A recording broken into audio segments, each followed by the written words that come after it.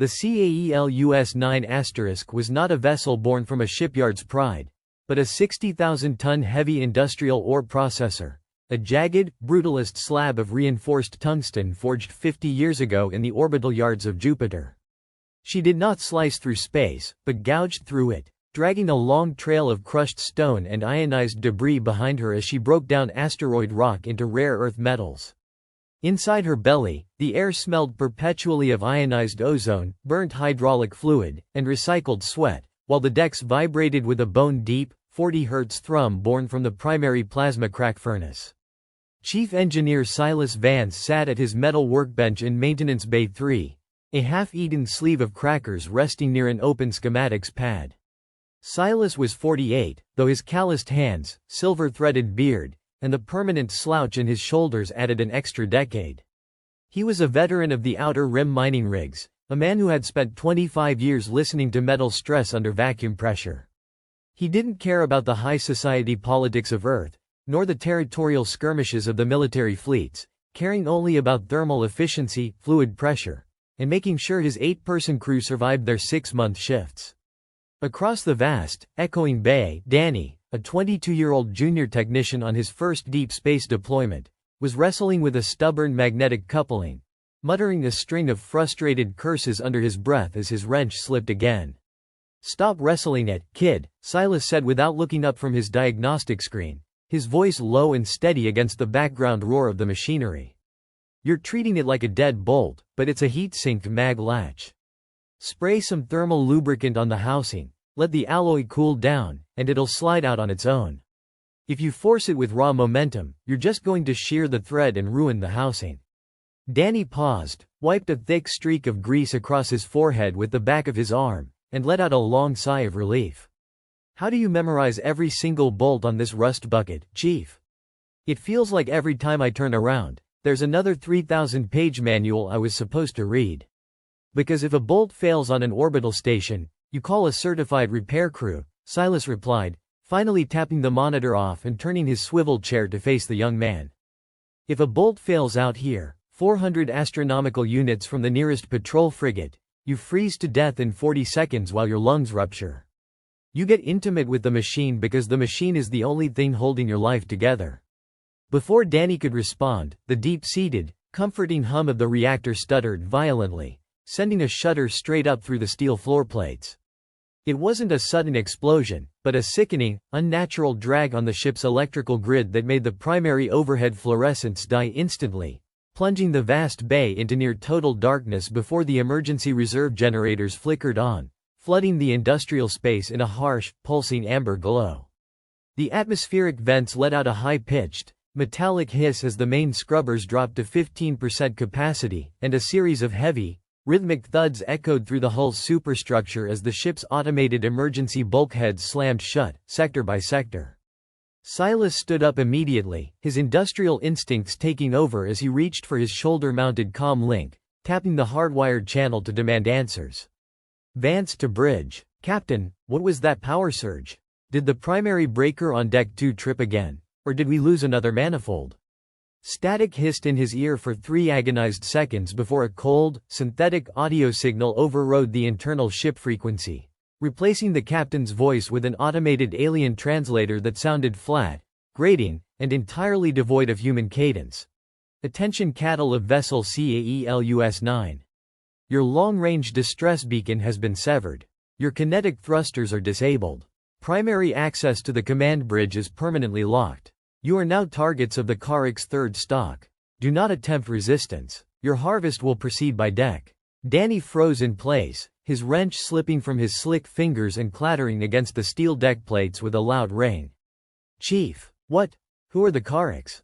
Is this a pirate raid?" Silas felt a cold, heavy knot form in the pit of his stomach, recognizing the name from the dark corners of station bars where haulers traded terrifying rumors. The Carricks were a nomadic, bio-engineered species of predatory mercenaries who targeted unarmed commercial vessels in unpatrolled, dead space sectors, turning massacres into televised, bloodsport broadcasts for off-world syndicates using high-tech optical camouflage, thermal tracking, and brutal psychological terror. He looked around the vast, shadow-drenched bay, realizing with terrifying clarity that they had no security detail, no kinetic rifles, and no armor, leaving 8 civilian mechanics and welders trapped in a floating steel coffin against invisible monsters. "Chief?" Danny's voice cracked, rising an octave as he backed away from the workbench. "What do we do? Should we head for the escape pods on the lower deck?" "Pods are dead," Silas said calmly, forcing his heart rate down as his mind raced through the ship's mechanical schematics. "If they cut kinetic thrusters and jam the bridge, they've electronically locked the pod bays from the main array.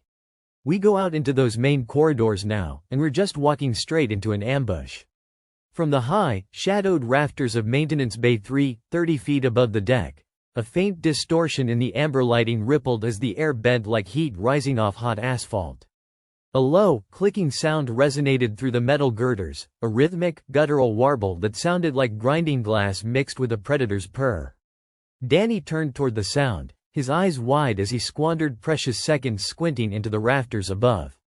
Is someone up there? Danny, get behind the press right now." Silas barked, reaching for a heavy tool on his workbench, but it was already too late.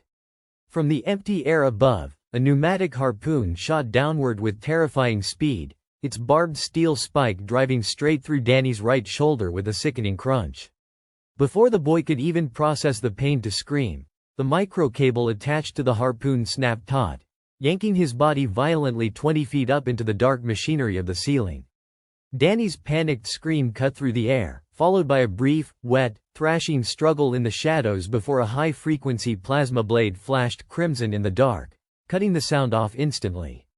A heavy splash of deep red blood hit the cold steel deck below, dripping rhythmically into a dark puddle of spilled hydraulic fluid.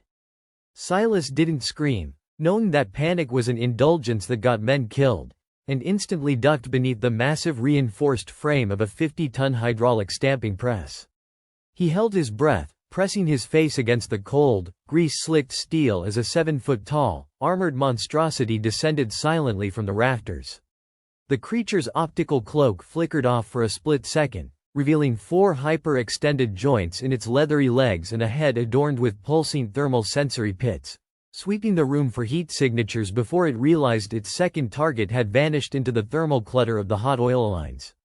It picked up Danny's dropped wrench, crushed the heavy steel tool in its bare gauntlet with terrifying ease, and sauntered out into the main corridor to continue its hunt. Silas waited until the sound of the alien's padded footsteps vanished entirely into the darkness before crawling out from under the press, his lungs burning and his hands shaking, but his mind crystallizing into a cold, hard clarity. He picked up a 3-foot, solid titanium wrecking bar from the rack, looked toward the corridor where the creature had disappeared, and gripped the metal tightly. "You locked the bulkheads," Silas whispered, his eyes narrowing into slits of dark, focused rage. "You sealed us in here. You stupid bastards." Silas did not wander out into the open corridors, knowing that walking blindly against an invisible enemy equipped with thermal vision was nothing short of suicide. Instead, he dropped down into the *CAELUS-9*S secondary nervous system, the claustrophobic sub-deck maintenance crawls that ran directly beneath the steel deck plates. These 2-foot-wide tunnels were packed with high-voltage cabling, hot coolant lines, and pneumatic conduits, creating a maze of blinding heat and magnetic noise that masked his body signature. Crawling on his hands and knees through the dark, dragging the heavy titanium wrecking bar behind him, Silas reached up and tapped his throat mic to engage the local, hardwired sub-band comms that bypassed the compromised main array. "This is Vance," he grunted into the receiver, keeping his voice down to a low, rough whisper. "Any survivors on this line, respond immediately, but keep your voices down." Static crackled in his ear for a tense moment before a harsh, gasping breath broke through the speaker. "Silas? God, Silas, it's Elena." Elena Vance was the chief deck boss for Sector 4, a tough-as-nails woman who had spent over a decade managing heavy crane operations on industrial rigs.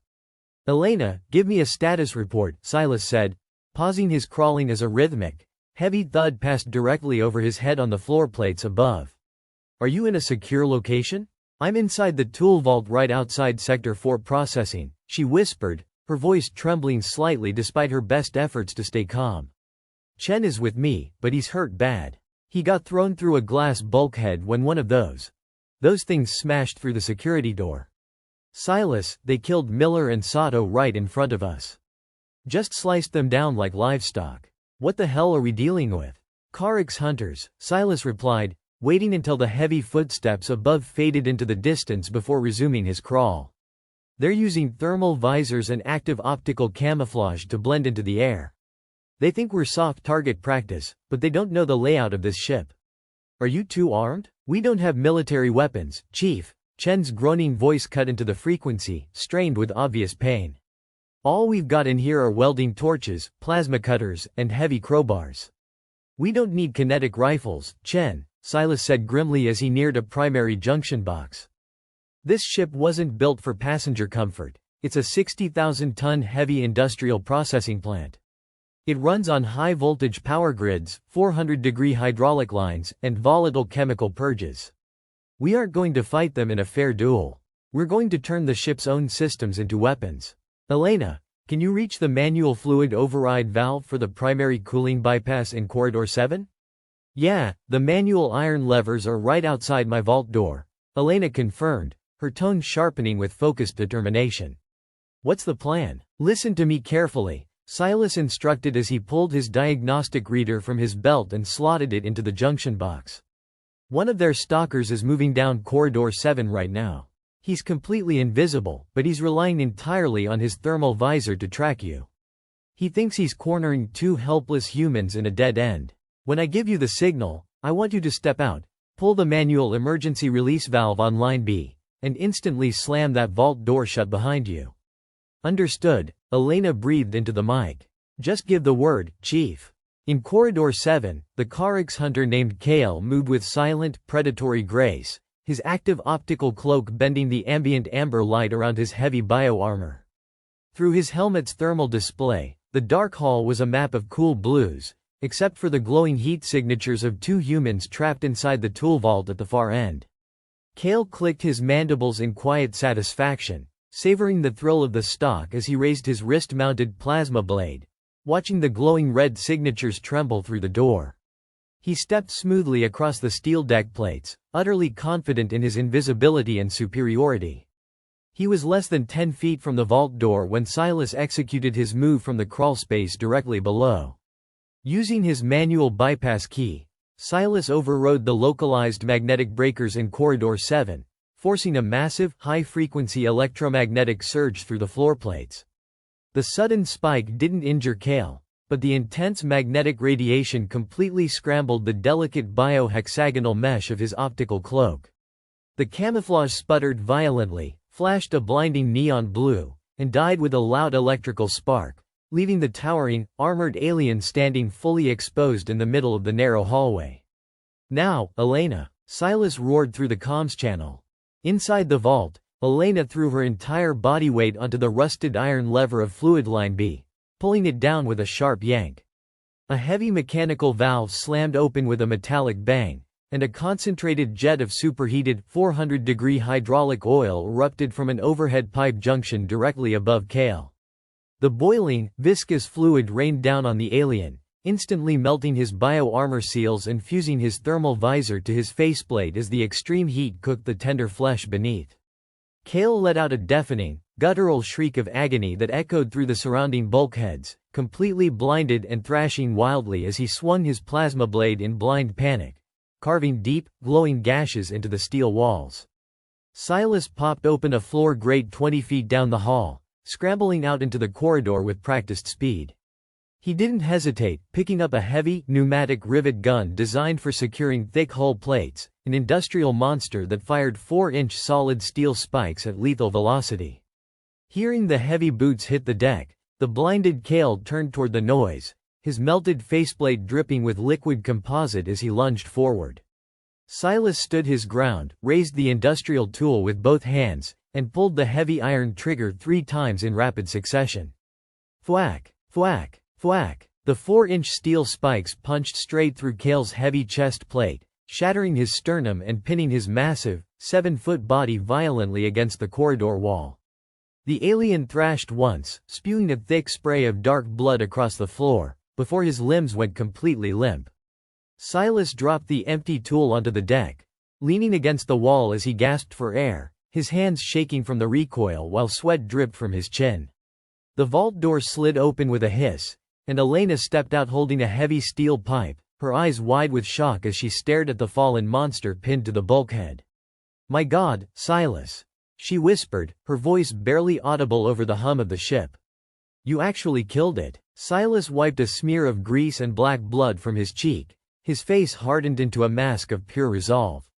"That's one down," he said softly, looking down the dark hallway. 3 more to go. The death of Kale sent an immediate shockwave through the rest of the Carrick's hunting party, severing the arrogance that had carried them aboard the ship. On the command deck override monitor, the squad leader, Vrak, watched his hunter's lifesign telemetry flatline into a jagged, static red line. Vrak was a veteran of 40 purges across 6 star systems, having hunted armored planetary guards, rogue mercenaries, and elite military scouts without losing a single member of his pack. To lose a trained stalker to unarmed, civilian industrial workers was an insult that burned hotter than plasma. His mandibles clicked in a dark, murderous frenzy as he turned to his remaining elite warrior, a hulking brute named Tyrox whose heavy armor was built for brutal frontal assaults. "Enough of this subtle game," Vrak growled in his native, guttural tongue, his voice vibrating with suppressed fury. "They are manipulating the vessel's machinery against us because we granted them time to breathe. We abandoned the stock. We purged the entire sector with extreme force." Tyrox let out a deep, echoing roar of agreement, drawing a heavy, twin-barreled kinetic rifle designed to punch through light military vehicles. The 2 remaining aliens abandoned their optical cloaks entirely, opting for terrifying, unshielded intimidation as they marched down the central spine of the ship, firing heavy plasma rounds into every maintenance access point they passed. Bright purple plasma bolts tore through steel doors, melted structural support beams, and set off secondary electrical fires that filled the narrow corridors with toxic, black smoke. Silas, Elena, and the badly injured Chen were attempting to fall back toward the primary reactor deck, the most heavily armored section of the *CAELUS-9*, when Tyrox rounded the corner at the Sector 4 junction and caught them completely exposed in the narrow hallway. "Get down," Silas yelled, throwing his weight against Elena and shoving her behind a heavy steel storage container just as the corridor erupted into brilliant, searing light. Tyrox opened fire without a word, the heavy kinetic impact of his plasma rifle shattering the industrial wall panels and blasting waves of superheated shrapnel through the air. A stray plasma bolt struck the exposed bulkhead directly beside Chen, who was leaning heavily against the wall for support. The explosive force blew the metal paneling outward, sending razor-sharp steel shards ripping through Chen's torso and catching Elena along her left flank. Elena screamed in pure agony as high-temperature plasma grazed her ribcage, melting her flame-resistant jumpsuit and inflicting horrific third-degree burns across her skin. She collapsed onto the deck plates, clutching her scorched side and gasping for air as thick smoke filled her lungs. Tyrox stepped through the drifting black smoke, his heavy, iron-shod boots crushing the ruined deck plates beneath his massive weight. He lowered his rifle slightly, looking down at Elena with cold, contemptuous pit eyes, viewing her as broken, dying prey that no longer posed a threat. He raised his heavy boot to crush her skull, enjoying the slow, methodical terror of the kill. "Hey, over here, you ugly lizard!" Chen choked out from his position on the floor, his voice wet and strained with blood. Tyrox paused, slowly turning his helmeted head toward the dying young welder. Chen was lying flat on his back, bleeding heavily from deep shrapnel wounds across his chest, but his trembling hands were locked around a handheld plasma arc-cutting torch, an industrial tool built to melt through 12-inch thick asteroid mining hulls. Before Tyrox could react or raise his rifle, Chen slammed the manual ignition switch with his thumb and jammed the glowing nozzle directly into the unarmored, flexible joint behind Tyrox's left knee. A 5,000-degree beam of focused blue energy bored straight through the alien's leg joint in a split second, vaporizing muscle, nerve tissue, and bone instantly. Tyrox let out a deafening, wet shriek of shock as his left leg completely gave out, sending his massive 7-foot frame crashing down onto one knee. As the giant alien stumbled forward, Elena, driven by a sudden, violent surge of raw adrenaline, grabbed a heavy steel crowbar from the floor debris and swung it upward with all her remaining strength. The hooked iron tip drove straight into the unarmored seam beneath Tyrox's helmet, puncturing his windpipe and severing his primary spinal column. Tyrox thrashing wildly for 2 agonizing seconds, knocking loose pipe racks down around them, before his massive body went completely limp on the floor. Silas scrambled through the smoke on his hands and knees, grabbing Elena by her shoulder harness and pulling her back into the safety of an alcove as secondary electrical fires crackled around them. "Chen," Silas called out, his voice hoarse from the thick fumes as he reached the boy's side. Chen lay flat on his back, his eyes unfocused as he looked up at the flickering emergency lights on the ceiling, his breathing coming in shallow, painful rasps. He looked down at his ruined hands, a faint, bloody smile tugging at the corner of his mouth. "Chief, I think I just ruined my favorite torch." "Keep talking, Chen, don't you dare close your eyes," Silas ordered, pulling a medical trauma kit from his belt with slick, shaking fingers and slapping a coagulant foam pack against the boy's torn chest. "You're going to hold on, do you hear me? We're almost to the reactor deck." "There's no time, Silas," Chen whispered, coughing up dark blood as he weakly pushed Silas's hands away from his wounds. "The big one. The squad leader, he didn't stay with this brood. He's already headed down to the primary reactor deck. If he ruptures the core manually, he's going to take the whole ship with him." Elena clutched Silas's arm tightly, her knuckles white as she fought through the blinding pain in her side, her voice filled with desperate urgency. "Go, Silas. I can apply the rest of this medical foam myself. I've got Chen. You go down there and stop that monster before he kills us all." Silas looked down at his crew, battered, scorched, bleeding, but still standing their ground against impossible odds. He didn't offer a hero's speech or a grand promise. He simply gave Elena a firm, single nod, gripped his heavy titanium wrecking bar until his knuckles turned white, and turned down the dark, heat-hazed corridor leading directly into the furnace of the ship. The primary reactor deck was the hottest and most dangerous chamber aboard the *CAELUS-9*, sitting directly above the vessel's central fusion plant. The air inside sat at a blistering 110 degrees, thick with the sharp tang of radiation shielding, superheated copper, and stagnant ozone. In the middle of the vast, circular room stood the core itself, a towering vertical cylinder of glowing magnetic plasma shielded behind heavy, 6-inch thick lead glass panels that thrummed with enough kinetic resonance to rattle a man's teeth. Vrak, the Karix squad leader, stood at the central manual control console, his massive, dark-armored hands smashing through the diagnostic interfaces with brute force. His squad was dead, his honor was destroyed, and his hunt had descended into a pathetic humiliation, leaving him determined to override the primary coolant seals, trigger a catastrophic meltdown, and vaporize the entire ship into a cloud of radioactive gas. The heavy, 8-inch thick manual bulkhead door at the back of the chamber slid shut with a deafening metallic bang that reverberated off the reinforced walls. Clang chunk. The mechanical locking bars drove deep into the steel frame as the manual isolation lever dropped into place, sealing the reactor deck off completely from the rest of the ship. Vrak turned slowly around, his 4 compound sensory pits pulsing with dark crimson light as he glared across the heat-hazed chamber. Standing 10 yards away, framed by the pulsing amber warning lights of the surging core, was Silas Vance. Silas looked like a ghost dragged straight out of an industrial disaster. His jumpsuit was torn, singed, and soaked through with sweat. His left shoulder was badly bruised from flying shrapnel, and a thin trickle of dark blood ran down his cheek from a cut above his eye. Yet his grip on his heavy titanium wrecking bar was ironclad, and his hollow, tired eyes were completely devoid of fear. Vrak hissed softly, a sound like steam escaping a high-pressure pipe, and tossed his empty plasma rifle onto the steel deck plates, letting it clatter away into the darkness. He reached behind his back and slowly drew a massive, serrated broadsword forged from dark, non-reflective alien steel, its razor edge glinting in the core's rhythmic light.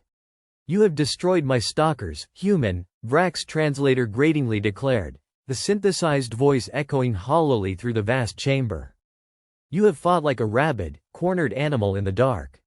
But here, inside this metal box, there are no clever traps left to set. There are no machines left to hide behind. You are locked in here with me, and your suffering will finally end." Silas didn't answer right away, nor did he drop into an extravagant combat stance.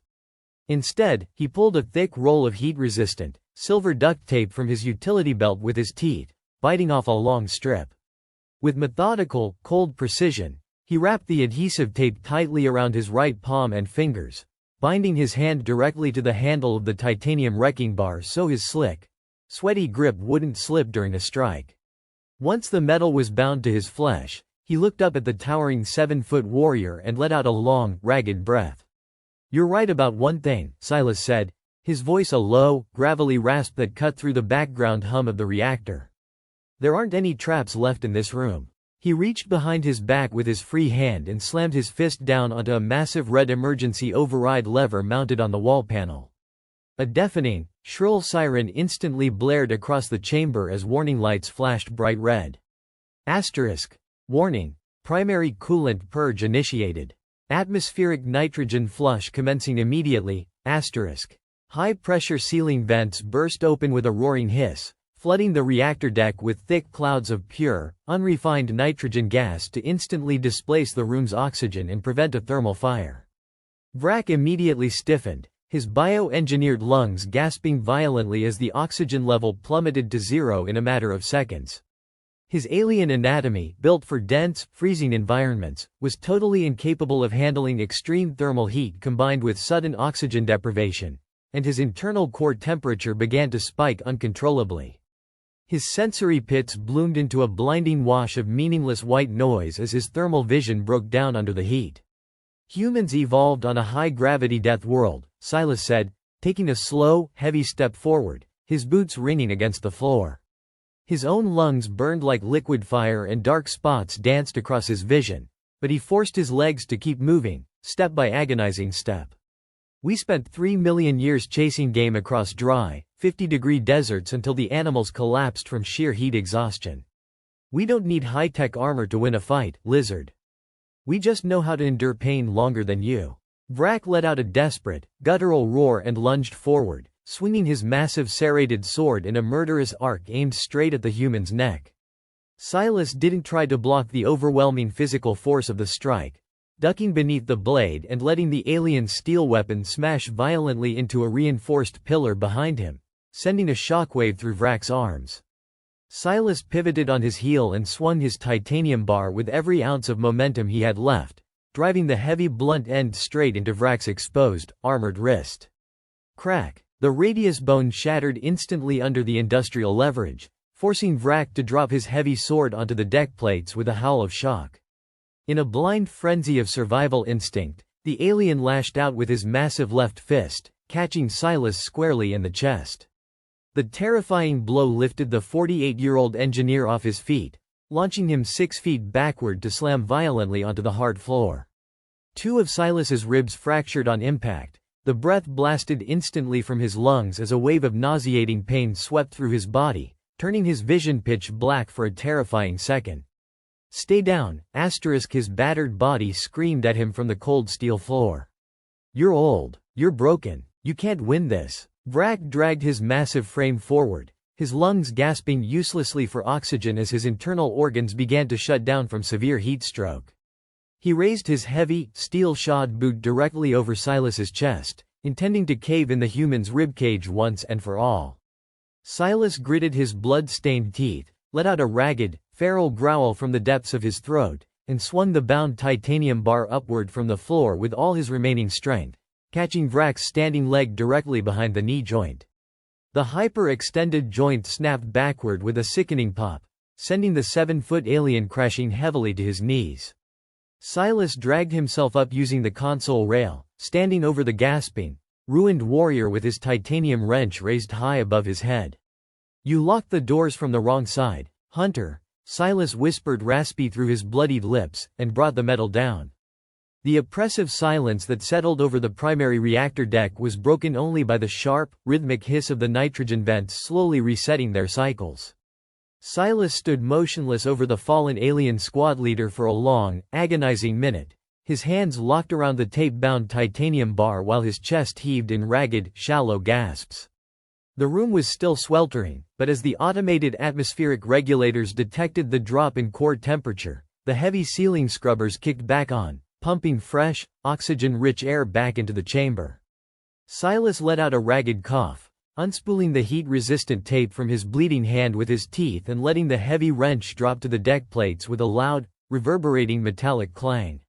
He staggered over to the central console, leaning his body weight against the console frame as he used his free hand to input the manual override sequence, reversing the ship-wide atmospheric lock and restoring power to the auxiliary systems. The heavy, 8-inch thick steel bulkheads throughout the *CAELUS-9* began to disengage with a sequence of deep, hydraulic thuds that echoed down the long corridors. Green ambient lighting flickered back on across the decks, replacing the ominous amber emergency pulse that had shrouded the ship in shadows. Silas pulled a small medical scanner from his belt, checking his own vitals with a weary grimace before tapping his throat mic to open the ship's internal broad-frequency channel. "Elena, Chen, do you copy?" Silas rasped into the transmitter, his voice hoarse and raw from the fumes. "The reactor is secure. The squad leader is down. Lockdowns are lifting across all sectors." Static crackled through his ear, followed by the faint, relieved sound of Elena weeping through her pain. "We copy, Silas. God, we copy," she choked out, her voice trembling over the speaker. "Chen is still breathing. The coagulant foam held the bleeding in his chest, but he needs a real medical bay right now." Did you clear the whole deck?" "It's over, Elena," Silas said softly, resting his forehead against the cold glass of the reactor console as the adrenaline began to drain from his exhausted muscles, leaving behind a deep, bone-crushing fatigue. "I'm coming back to Sector 4. Sit tight and keep pressure on Chen's chest until I get there." Nearly 3 hours later, the main airlock hatch on Deck 2 hissed open with a loud pressurized seal break as a naval boarding party from the Earth Coalition frigate UNS Sentinel moved cautiously onto the vessel. The military Marines were clad in heavy tactical power armor, carrying high-caliber kinetic assault rifles at the ready, expecting to board a blood-soaked ghost ship overrun by alien mercenaries. Instead, as the squad cleared the main access corridor leading toward the Sector 4 medical bay, they skidded to a dead halt, their tactical visors scanning a scene that left the hardened soldiers completely speechless. Sitting on upside-down cargo crates outside the medical bay doors were 3 battered, grease-covered human civilians. Elena was wrapped tightly in a thick thermal foil blanket, clutching a warm ceramic mug of synthetic broth in her heavily bandaged hands while leaning against the wall for support. Chen was resting on an emergency transport gurney, hooked up to a portable IV bag that was slowly pumping clear fluids into his arm, his breathing stabilized and his eyes open. And sitting on a dented oil drum in the middle of the hallway was Silas Vance, sipping dark, bitter coffee while a nervous Navy medic attempted to wrap a pressure bandage around his cracked ribs, only to be shooed away every time he pressed too hard. The naval captain stepped past a long, orderly row of disarmed Orcs hunters laying face up along the deck plates, their high-tech bioarmor stripped, their optical cloaks dismantled into circuit components, and their weapons safely stacked in a nearby metal recycling bin. The captain stopped directly in front of Silas, looking around the pristine, methodical destruction of the industrial corridor before lowering his assault rifle in sheer disbelief. "Chief Engineer Silas Vance?" the captain asked, his voice filled with an unmistakable mix of shock and confusion as he checked his tactical pad. "Command received a scrambled distress signal from this vessel 3 hours ago. Our intelligence officers flagged this sector as an active hunting zone for a Orcs elite strike team. We brought a full tactical company expecting a siege." Silas took a slow, painful sip of his coffee, wincing slightly as his bruised chest muscles tightened before looking up at the heavily armored officer with tired, unblinking eyes. "The Orcs were here, Captain," Silas said simply, setting his mug down on the edge of a nearby tooled chest with a faint clink. "They boarded us right after disabling our kinetic thrusters and cutting off our primary long-range comms array." The captain stared down the hall at the massive, motionless body of Vrak, whose shattered bio-armor and ruined wrist were bound tightly in industrial steel strapping near the airlock doors. "Chief.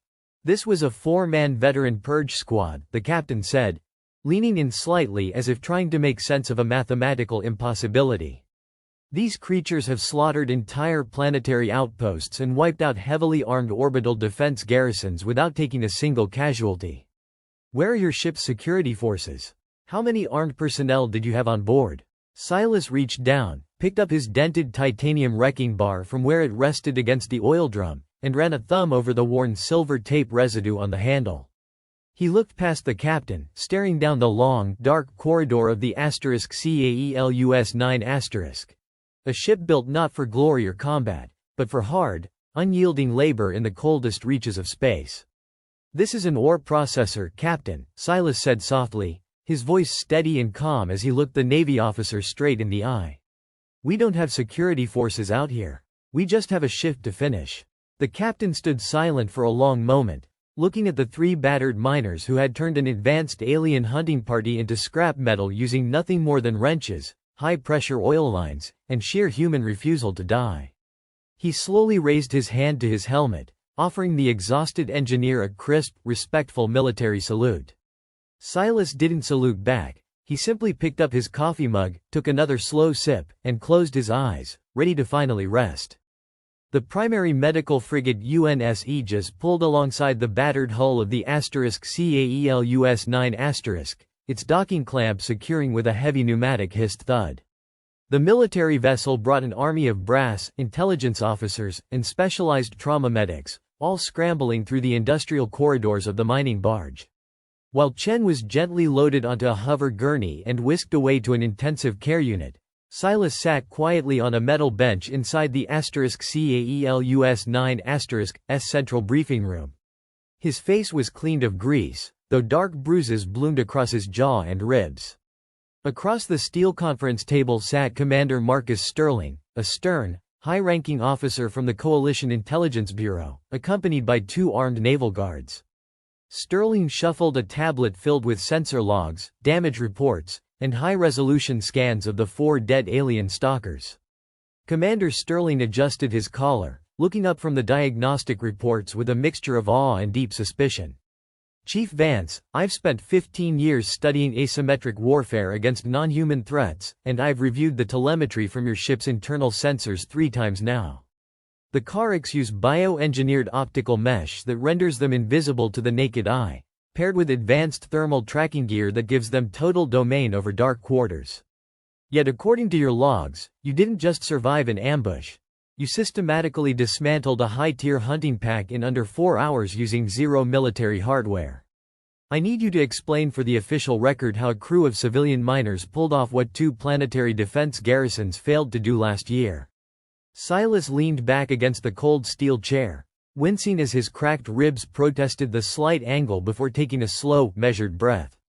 "It's real simple, Commander. Your defense garrisons are trained to fight soldiers in a war zone, expecting line-of-sight engagements, cover tactics, and kinetic trades. The Orcs came onto this ship expecting the same thing. They thought we were panicked livestock hiding in corners, waiting to be picked off one by one. But a heavy ore processor isn't a battlefield or an office building. It's a 60,000-ton pressure cooker held together by high-voltage grids, superheated hydraulics, and volatile chemical bypasses." Sterling tapped his stylus against the digital pad, leaning forward slightly. "So you're telling me you viewed your own vessel as a weapon from the moment they breached Sector 4? "I viewed the ship for what she is," Silas corrected softly, his voice gravelly but firm. "I've spent 25 years maintaining every valve, circuit, and pipe on this rig. I know where the steam bypasses burst when a line jams, I know how much electromagnetic noise a heavy ore sorter throws off, and I know that their high-tech thermal gear can be blinded by 400-degree hydraulic oil just as easily as a human eye.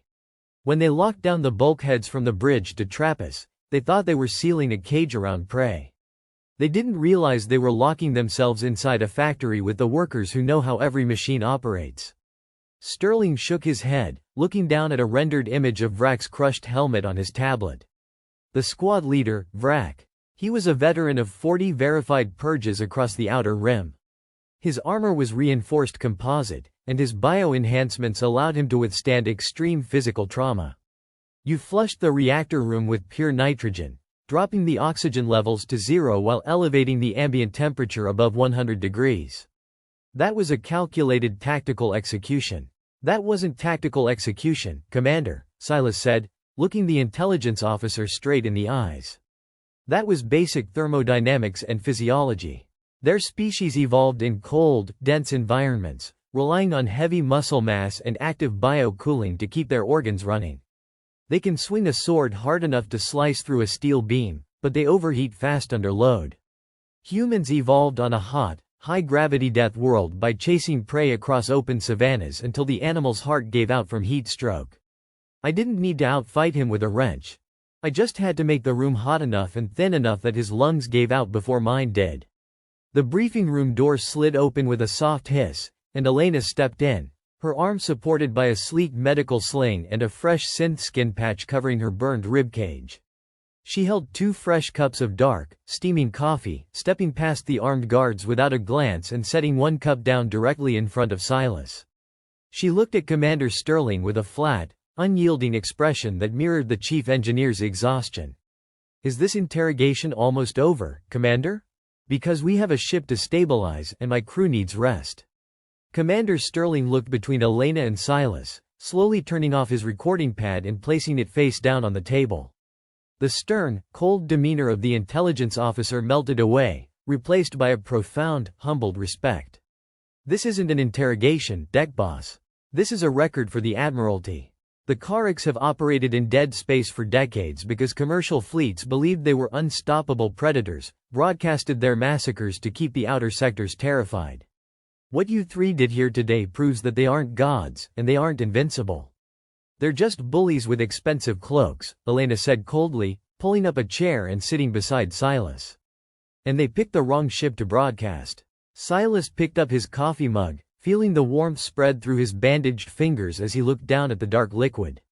"When you file your official report to the Admiralty, Commander, tell them to pass a message along to every commercial captain floating out in dead space.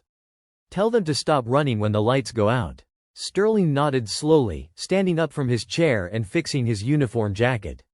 "And what message would that be, Chief Vance?" Silas took a long, quiet sip of his coffee, set the mug down on the steel table, and looked up with dark, unyielding pride. "Tell them that aliens might own the high-tech weapons, but humans built the dark, industrial corners of space. And if they come boarding looking for an easy hunt, remind them to check who holds the wrenches before they lock the bulkheads."